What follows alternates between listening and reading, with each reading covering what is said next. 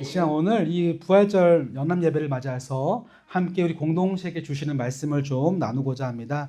오늘 말씀은요, 요한복음 21장 5절부터 7절까지의 말씀입니다. 앞에를 바라보시면서 우리 한 절씩 번갈아가며 읽고 7절은 같이 읽을게요. 요한복음 21장 5절부터 7절입니다. 제가 먼저 5절 읽습니다. 예수께서 이르시되 얘들아 너희에게 고기가 있느냐 대답하되 없나이다. 이르시되 그물을 내 오른편에 던지라 그리하면 잡으리라 하시니 이에 던졌더니 물고기가 많아 그물을 들 수 없더라. 함께 봅니다. 예수께서 사랑하시는 그 제자가 베드로에게 이르되 주님이시라 하니 시몬 베드로가 벗고 있다가 주님이라 하는 말을 듣고 겉옷을 두른 후에 바다로 뛰어내리더라. 아멘. 오늘은 이 부활절을 맞아서 이 본문을 중심으로 부활이 주는 세 가지 능력, 몇 가지라고요? 이 세 가지 능력에 대해서 함께 이 시간 제목을 정하고 말씀을 나누도록 하겠습니다. 오늘은 부활절을 맞아 연합예배로 모였는데요. 그렇기 때문에 인사는 부활절에 걸맞게 한번 나눴으면 좋겠습니다. 앞뒤 좌우를 바라보시면서 이렇게 인사합니다. 예수님은 지금도 살아계십니다. 시작. 예수님은 지금도 살아계십니다. 예수님은 지금 살아계십니다. 우리가 믿는 신은요, 죽은 신이 아니에요. 지금도 살아계시는 하나님입니다. 우리가 눈에 보이지 않는다고 할지라도 믿음으로 고백하면 그분은 나와 함께 하시고 느껴지게 하시고 경험될 수 있도록 우리 공동체와 함께 하시는 분이 예수님이신 줄로 믿습니다. 아멘. 아멘. 하나님이 주신 이 뛰어난 글쓰기라는 재능을 가지고 이 시대를 위로하는 기독교 작가 한 분이 계십니다. 한번 눌러주시겠습니까? 맥스 루케이도라는 분인데요. 이분이 책을 쓰셨는데 책 제목이 이렇게 돼 있어요. 부활의 주와 함께 살라. 영어 제목은 6 Hours on Friday. 이 책에서 이 저자는 우리에게 질문을 한 가지 던집니다. 그 질문은 바로 뭐냐면 우리가 살아가는 데 있어서 가장 큰 슬픔이자 견디기 힘든 것은 과연 무엇일까? 여러분, 그게 세 가지가 있대요. 우리를 슬프게 만들고 견디기 힘들게 만드는 세 가지가 이 땅에 있는데 그것이 뭘까라는 질문이에요. 자, 첫 번째는 뭘까요? 여러분 살아가면서 힘든 게 뭐예요? 우리 유스팀에게 물어볼까요? 힘든 거. 공부? 공부 쉽잖아요. 공부가 제일 쉬웠어요. 학교도 여러분들 힘들어하지 않을까요? 네. 또 여러분 힘들어하는 게 뭐 있어요? 친구 관계. 그렇죠. 다양한 각자의 개인적인 경험에 따라서 우리가 견디기 힘든 것들이 있겠지만 오늘 맥스 루케이도 작가는요. 이 세 가지를 놓고 우리에게 얘기한 첫 번째는 바로 이거예요. 눌러주시겠습니까? 뭡니까? 허무함. 예. futurity. 예. 다 F예요. 예. 영어는 약간 워딩을 다 만들잖아요. 이 허무함이 우리를 되게 힘들게 만든대요. 제가 이 허무함에 대해서 이렇게 설명드리기 위해서 고민하다가 예를 한번 만들어 봤어요. 우리 승리가 미국의 유니버셜 스튜디오를 너무 많이 가고 싶었어. 그래서 1년 전부터 약속을 받아내고 아빠 엄마 가요라고 쫄르서 드디어 LA행 비행기에 몸을 오르게 됐습니다. 자, 이 비유를 왜 드냐 허무함을 얘기하려고 하는 거예요. 아빠가 엄마가 시간을 내고 누나도 안 가려고 했는데 겨우 따라가서 갔어요. 그런데 드디어 내가 기르던 유니버설 스토리 딱 들어갔는데 앞불사 공사 중. 이때 어떤 감정이 밀려죠? 헐. 이게 허무함이에요. 허무함이라는 게 뭐냐면 내가 간절히 기대하고 준비했는데 결국 목표가 이루어지지 않았을 때 오는 게 허무함이에요. 근데 허무함은 또 한 경우에 더 올 수 있습니다. 뭐냐면 다행히 이번에는 두 번째로 갔어요. 이제 공사가 끝나서 문을 열었어. 딱 들어갔는데 놀이기구를 타보니까 이게 뭐야. 내 기대치보다 낮을 때 내가 잔뜩 기대한 것만큼 만족되지 않을 때 뭐가 와요? 허무함이 와요. 우리가 인생을 살아가면서 여러분이 열심히 일을 하고 돈을 벌고 좋은 직장에 가고 공부를 하고 성적을 거뒀는데 그게 결국 이루어지지 않거나 이뤘지만 내 기대와 못 미칠 때 우리 인간들은 모두 뭘 느껴요? 허무함을 느낍니다. 되게 힘든 거예요. 허무함은요. 두 번째로 인간이 살아가면서 견디기 힘든 두 가지가 있는데 두 번째는 뭘까요? 바로 실수, failure, 실수라는 거예요. 실패, 실수. 다시 놀이공원으로 유니버설 스튜디오로 예를 가봅시다. 이제 승리와 아빠 엄마가 함께 유니버설에 도착했습니다. 그런데 이제 사람이 너무 많은 거예요. 이미 사람이 줄을 서서 들어갈 수가 없고 이미 표가 매진된 겁니다. 그때 승리 아버지가 이렇게 얘기하죠. 승리야, 걱정하지 마. 아빠는 이미 다 예약을 했단다 라고 온라인 티켓팅을 딱 보여주는 거죠. 우와, 우리 아빠 대단해서 온라인 예매해서 딱 들어가려고 딱 찍었는데 띡 안 들어가요. 왜 안 되지? 알고 봤더니 표는 구입을 했는데 결제를 안 한 거야. 그때 승리 아버님이 느낄 기분은 무슨 기분? 좌절, 낙담, 실패. 이건 견디기 힘든 거예요. 지금 내 앞에서 승리가 눈을 이렇게 뜨고 아빠 우리 언제 들어가요? 이러고 있는데 아빠가 표를 결제를 안 했어. 사람은 누구나 실패를 경험하면요 견딜 수가 없습니다. 여러분들 살아가면서 우리가 얼마나 실패를 경험하고 실수를 하죠? 가족관계 속에서도 우리가 때로는 실수 많이 해요. 서로 의견이 다를 수 있는데 때로는 모진 말도 하고요. 해서는 안 되는 말도 하고 감정이 막 상하게 만들면서 결국 그런 결정을 하면서 실수하죠. 나중에 후회할 거 알면서. 인간관계 속에서 많은 실패와 실수를 경험합니다. 그때마다 우리가 실수 때문에 낙심하고 좌절하고 견디기를 힘들어한다는 거죠. 이렇게 세 번째. 첫 번째는 허무함이었고 두 번째는 실패라고 한다면 세 번째 우리를 견디게 힘들게 만든 건 뭘까요? 세 번째는 바로 fatality, 죽음입니다. 이 죽음이라고 하는 것은 이제 앞선 허무함과 앞선 실수보다 훨씬 더 강력하게 우리 인간을 낙담에 빠뜨리게 만들고 짓누르고 견딜 수 없게 만드는 거죠. 예를 들어볼까요? 승리로 예를 안 들게요. 이거 슬픈 예니까. 어떤 아이가 유니버설에 갔어. 근데 표도 있고 공사 중도 아니야. 근데 갔는데 같이 갈 아빠가 없어. 같이 갈 엄마가 없어. 같이 갈 가족이 없어. 그때는요, 앞서서 문 공사 중일 때와 또한 매진이 돼서 표를 실수할 때와 상관없이 그때와 비교할 수 없는 고통과 절망이 죽음 앞에서 경험되어지는 거예요.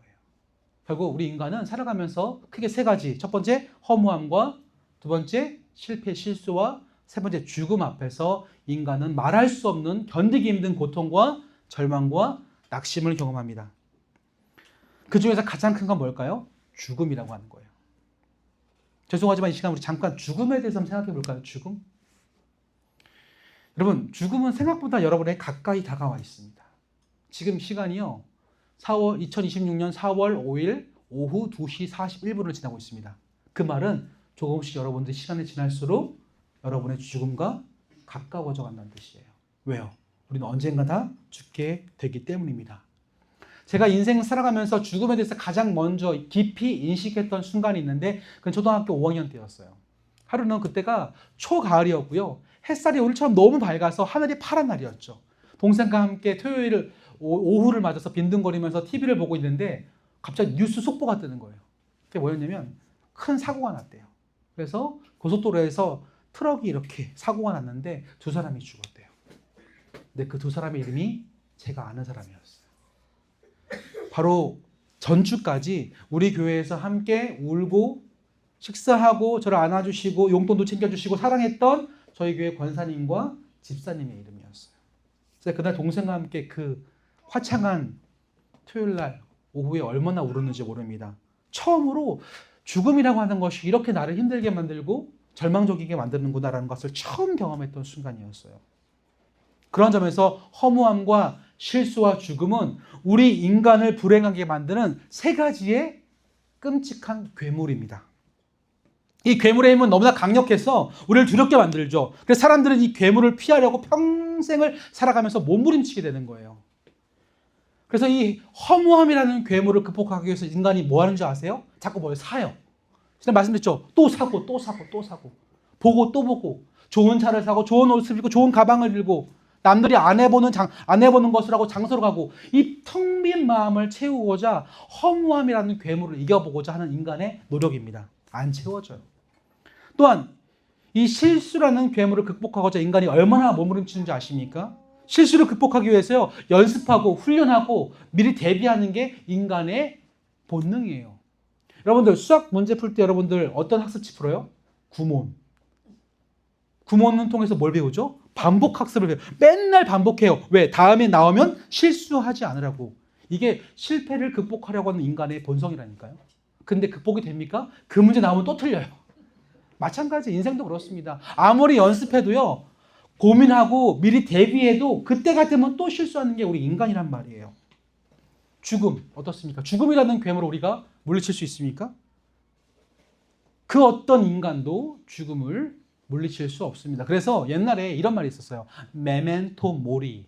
이게 처음에 언제 나온 말이냐면 로마의 장군이 황제가 저기서 다른 나라를 정복하고 들어와요.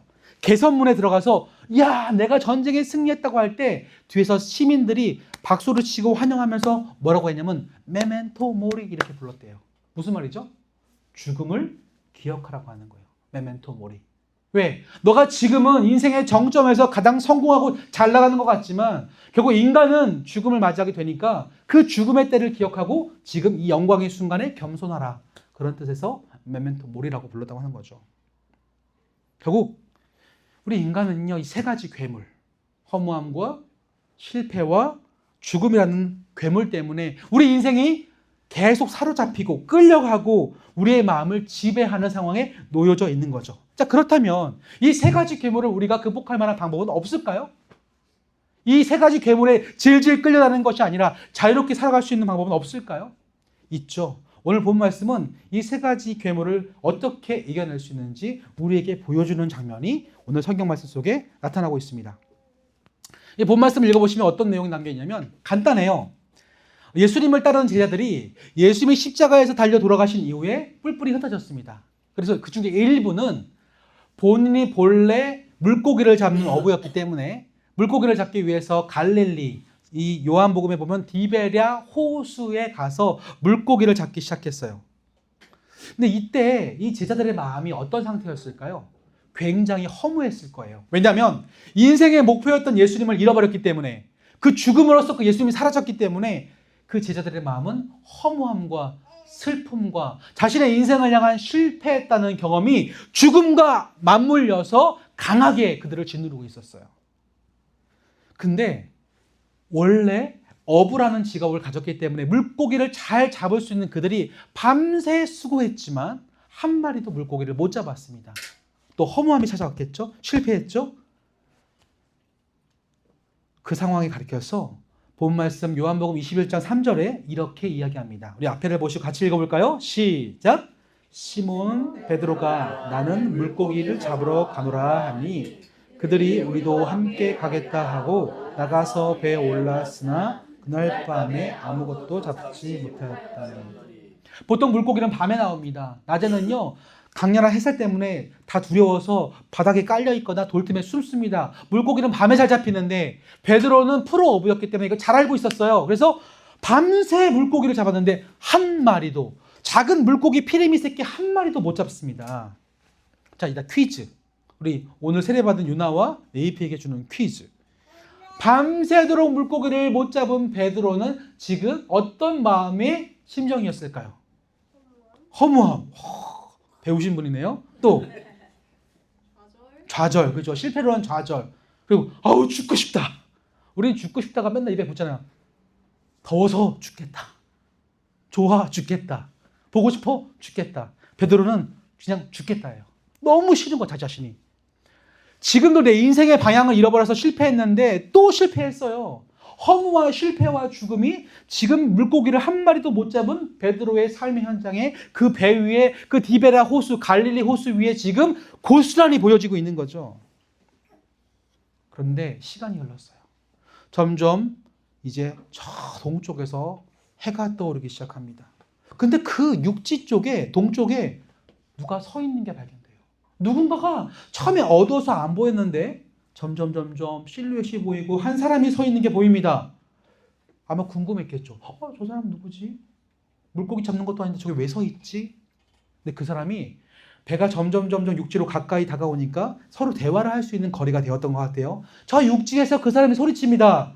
얘들아, 고기를 잡았니?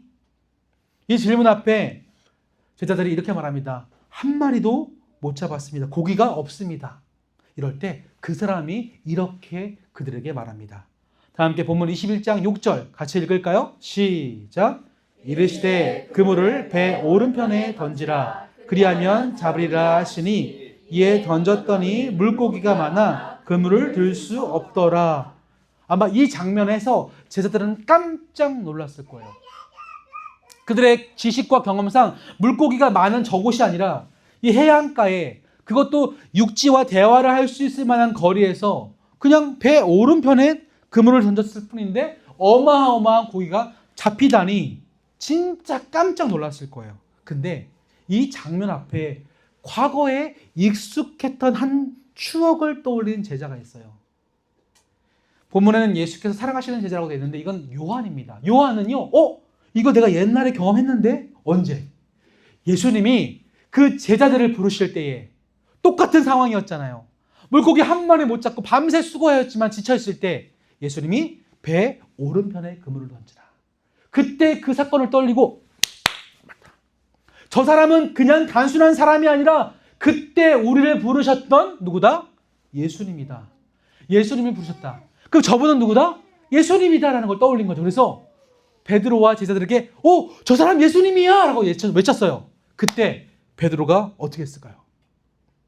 아마 물고기를 잡느라고 이렇게 좀 복장이 가벼웠던 것 같아요. 근데 옷을 갖춰 입고 그대로 다이빙을 해서 퐁당 수영을 하기 시작합니다. 함께 본문 7절 읽어볼까요? 7절 시작.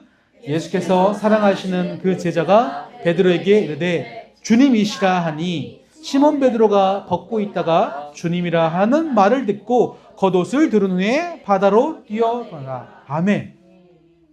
베드로는 배가 육지에 도착할 때까지 기다릴 수가 없었습니다.